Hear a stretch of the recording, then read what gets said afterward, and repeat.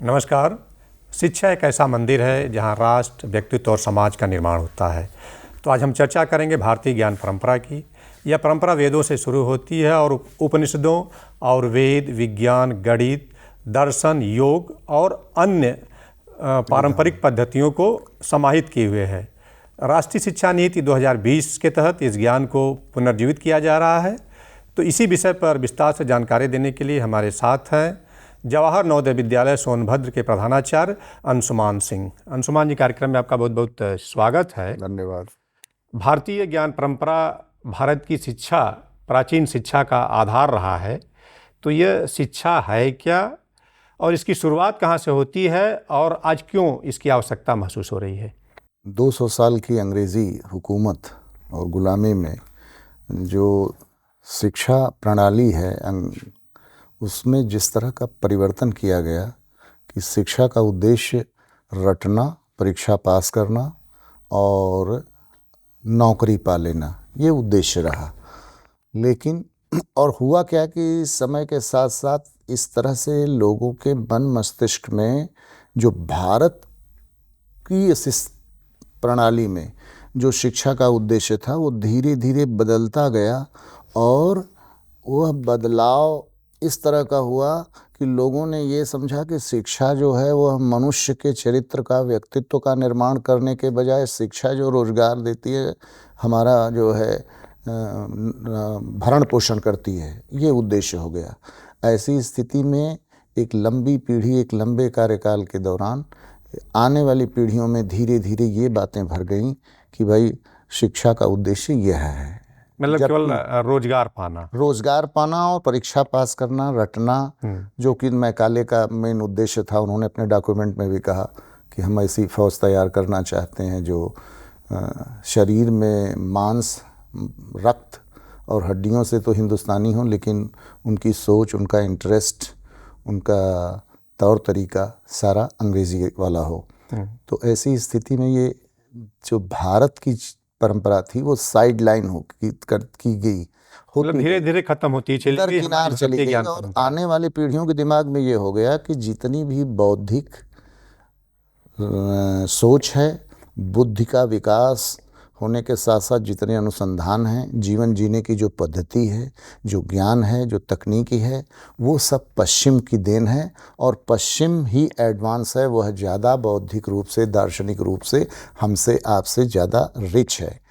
और इस तरह से भारतीय जो ज्ञान की परंपरा, जो भारतीयों की विभिन्न विधाओं में ज्ञान की परंपरा थी, या जो उनकी सोच थी, उनका जो बौद्धिक स्तर था, उनके द्वारा जो ईजाद की गई चीज़ें हैं जीवन और पर्यावरण से जुड़ी हुई, उनको सेकेंडरी समझा गया। और धीरे धीरे शिक्षा व्यवस्था से ये जो है लुप्त होती गई। परिणाम मतलब एक तरह से धीरे धीरे खत्म ही हो गई थी। हाँ। अंशुमान जी, आज क्यों मतलब इसकी आवश्यकता महसूस हो रही है कि भारतीय ज्ञान परंपरा को एक तरह से फिर से लागू किया जाए?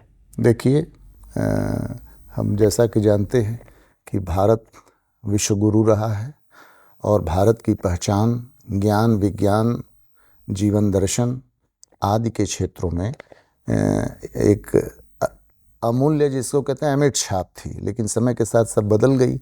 तो आज इसकी आवश्यकता इसलिए पड़ी कि आने वाली पीढ़ियां जो हैं अपने में गर्व कर सकें अपनी विरासत पर, जैसा कि हमारी सरकार का भी मंशा है कि पीढ़ियों को अपने विरासत पर वह गर्व कर सकें, और यह जानें कि भारत की ज्ञान परंपरा, भारत के लोगों ने, चाहे वो योग हो, आयुर्वेद हो, चिकित्सा पद्धति हो, प्राणायाम हो, खगोल विद्या हो,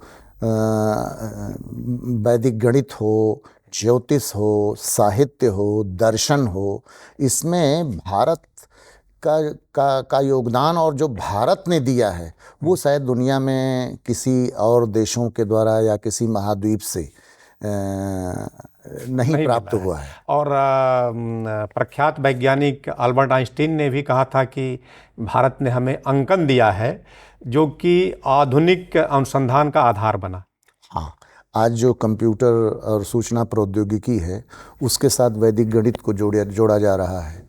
आर्यभट्ट क्या थे, भास्कराचार्य का योगदान क्या रहा, रामानुज का क्या योगदान रहा, ये इन योगदान को पीढ़ियां नहीं उतना समझ पाई जितना वो पश्चिम के योगदान को ज़्यादा महत्व देती थी। इसलिए राष्ट्रीय शिक्षा नीति में दोनों का समन्वय किया गया कि आधुनिक तकनीक के साथ प्राचीन भारत की ज्ञान परंपरा को इस तरह से जोड़ा जाए कि जिससे पर्यावरण को बिना क्षति पहुंचाए जीवन को सरल बना करके किस तरह से हम विकास के मार्ग पर अग्रसर आगे बढ़ सकते हैं। तो इसलिए इस धारणा को लिया गया। मतलब एक तरह से कहा जाए कि उसमें आधुनिक तकनीक, आधुनिक अनुसंधान समाहित था पहले ही भारतीय ज्ञान परंपरा में।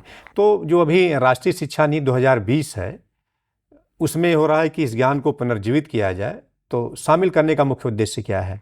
देखिए, इसमें मैं आपको बता दूं, इसका जो बेस है वो ऐसा नहीं है कि जो प्राचीन हमारी परंपरा थी बस उसी को अपनाना। वर्तमान की तकनीक को और हमारी परंपरागत तकनीक को दोनों को जोड़ना इसलिए है कि जोड़ करके कि modern traditional techniques and the modern advance techniques plus modern advance techniques is equal to the innovation. Innovate करना है, मतलब नवाचार को ये प्रोत्साहित करती है।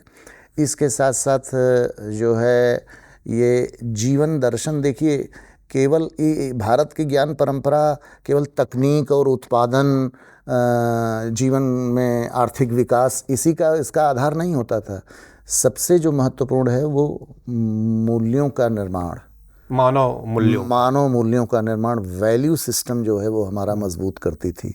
जैसे जो कि आज की शिक्षा में एक तरह से देखा जाए कि खत्म हो रहा है, गुरु शिष्य की जो परंपरा है वो भी खत्म हो रही है। बिल्कुल, आपने देखिए हमारे यहाँ जो पहले ही गुरुकुल में लिखा रहता, आनो भद्रा कृतवो यंतु विश्वतः, let the noble thoughts come to us from all sides, सर्वे भवन्तु सुखिनः वसुधैव कुटुंबकम। और कबीर का ज्ञान जो रहा कितना माने व्यापक था कि उन्होंने क्या कहा कि जाति ने पूछो साधु की, पूछ लीजिए ज्ञान है। इतना, जब आप कबीर को पढ़ेंगे, तुलसीदास जी को, बरसहि जलद भूमि निराए जथा नवहि बुध विद्या पाए।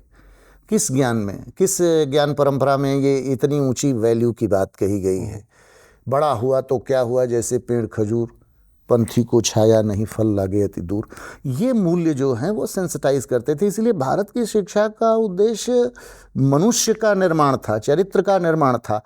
जैसे वेद क्या हैं, आज बच्चों में ये बतलाने की ज़रूरत है कि दुनिया का सबसे प्राचीन ग्रंथ वेद है, जिसको अपौरुषेय कहते हैं, कि किसी ने लिखा नहीं, वो परमात्मा की वाणी है।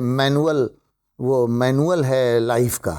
इसी तरह उपनिषद हैं, गुरु शिष्य प्रश्न संवाद, ये किस तरह से उपनिषदों में बड़ी ही जीवन के मूल्यों को विकसित करने के लिए, वैल्यूज़ को विकसित करने के लिए हमारे आचरण और व्यवहार में किस तरह उपनिषदों में दी गई बातें वह हमारे हृदय को, हमारी आत्मा को छूती हैं, जिससे हम एक सभ्य, सुसंस्कृत और आदर्श नागरिक बनते हैं, जिसकी आज देश में बहुत आवश्यकता है। मतलब एक तरह से कहा जाए कि शिक्षा रोजगार उन्मुक्त तो हो ही, लेकिन उसके साथ साथ विद्यार्थी का, शिक्षक का चरित्र निर्माण भी उसमें होना चाहिए, तभी वो शिक्षा पूर्ण मानी जाएगी।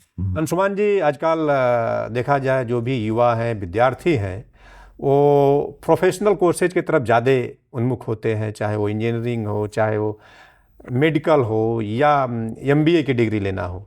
तो ये भारतीय ज्ञान परंपरा किस तरह से इस आधुनिक या इस तरह से जो तकनीकी शिक्षा है जो उसमें महत्वपूर्ण भूमिका निभा सकती है? बहुत सही प्रश्न है। देखिए, आधुनिक शिक्षा, भारतीय ज्ञान परंपरा को और आज के जो ये विभिन्न प्रकार के चिकित्सा से संबंधित इंजीनियरिंग है, मेडिकल है, होटल मैनेजमेंट है, फैशन डिज़ाइनिंग है, या इस तरह के बहुत सारे कोर्सेज हैं, इसमें रुचि है, वह समय की आवश्यकता है, वो उसमें जाना स्वाभाविक है। लेकिन ये दिमाग में रखना कि भारतीय ज्ञान परंपरा जो है वह इन कोर्सेस करने में बाधा उत्पन्न करेगी। अब जैसे मान लीजिए सहानुभूति है, दया है, करुणा है, सहयोग है, सच्चाई है, ईमानदारी है, निष्ठा है। ये सारी चीज़ें क्या इंजीनियर के लिए ज़रूरत नहीं है? क्या किसी डॉक्टर के लिए जो उसकी एथिक्स, भारत के का जो एथिक्स है, क्या उसको वो डॉक्टर बनने में कहीं अड़चन है? वो एक सुयोग्य डॉक्टर बन सकता है, वो मरीज से कैसे व्यवहार करना है। और ख़ास करके शिक्षक की ट्रेनिंग में अगर भारतीय ज्ञान परंपरा, गुरु शिष्य परंपरा की बात शामिल की जाती है तो उसमें शिष्टाचार, अनुशासन, ये ज़िंदगी में, जीवन में ज़्यादा ज़रूरी हैं। और जितने लोगों ने भी ऊंचाई पर उपलब्धि प्राप्त की है, उनके जीवन का अगर आप निचोड़ निकालेंगे तो भारतीय ज्ञान परंपरा का मूल आधार जो रहा वो रहा विनम्रता, वो रहा सच्चाई, निष्ठा, अपने कर्तव्य के प्रति समर्पण, डेडिकेशन है, डिवोशन है। तो ये सारी चीज़ें रही। इसलिए भारतीय ज्ञान परंपरा की चीज़ें वो जिसको कहते हैं वो चिरस्थायी हैं, वो बदलने वाली नहीं, तकनीक जितनी भी बदल जाए। मतलब वो हमेशा रहेगा। हाँ, ठीक है अंशुमान जी, अब समय इजाज़त नहीं दे रहा है।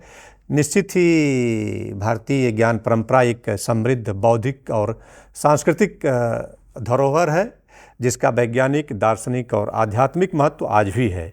आप कार्यक्रम में आए और एक महत्वपूर्ण विषय पर हमारे दर्शक भाइयों को और विद्यार्थियों को इतनी अच्छी जानकारी दी। जानकारी देने और बातचीत करने के लिए आपका बहुत बहुत धन्यवाद। नमस्कार। नमस्कार।